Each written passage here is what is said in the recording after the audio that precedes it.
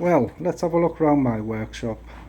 Just because Richard put his on, we should put mine on as well.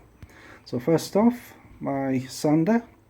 It's a nice Clark. I think most of us have those kicking about.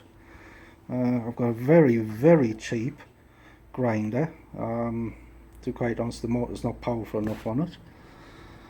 And my planer thicknesser. As you know, most of us have been buying these lately, but I've got a different make, basically the same thing, same machinery.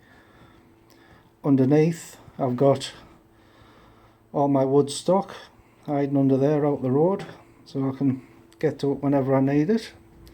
And this is my table saw. It's an Evolution. It's classed as a sight machine, but it does what I need it to do.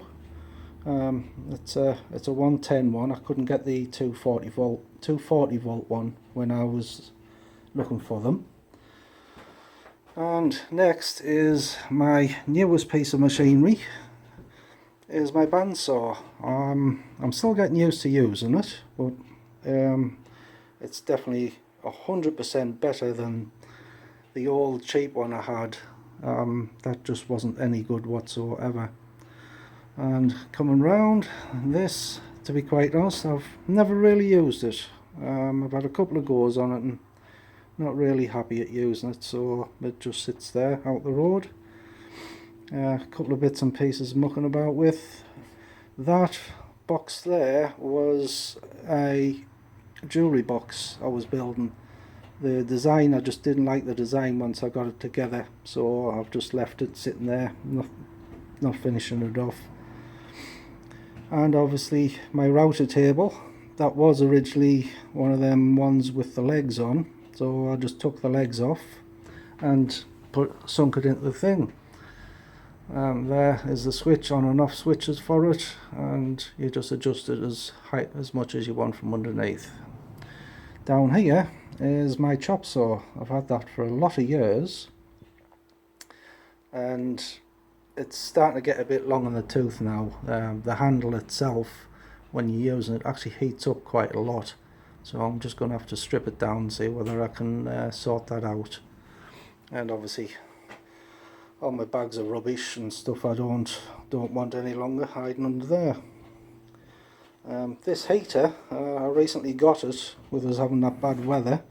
It doesn't kick loads of heat out, which you would have thought, because it's got a big fan behind it, but after about half an hour it's pretty good. And up to all of my clamps. I think most people have as many clamps as I do, so this cupboard here holds all the tools that, well, holds all my hand tools really. It keeps them out of sight, and I'll let that one go. This is, well, you all know what this is anyhow. I've only just started using it, trying it again. I tried it for a little while, but I think it's just a cheapie. That's the reason why it's just not turned anything out so good.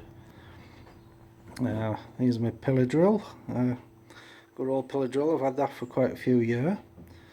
The cabinet itself holds basically all my stains, polishes, varnishes, everything like that, and a few bits and pieces that like sharpeners.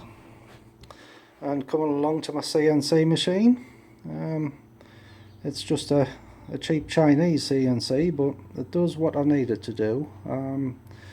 I did burn out the original motor, spindle motor, but putting this Dremel in, it seems to actually do the job a lot better than the original motor, so I've just left it like that. And this is the computer that runs it. It also connected to the internet, so I can keep an eye on my emails and everything while I'm down here. This is the compressor I have, which I bought from a car boot sale for just a couple of quid. The bloke said it wasn't working. Brought it home, stuck some oil in it, reset the switch on it, and it works fine. It's worked ever since. So nice cheap piece of tools. And underneath is all the normal rubbish that we keep underneath our benches, as you can see. This is my main area for building things. As you can see, I do keep it kind of tidy at the minute. It is a bit untidy at the minute. So I've just put these in. I'll start filling them up with obviously all the bits and pieces we have. So that's basically mine. Let's see who's the next one to put one up for their shop. Let's see if we can get Greg to do his.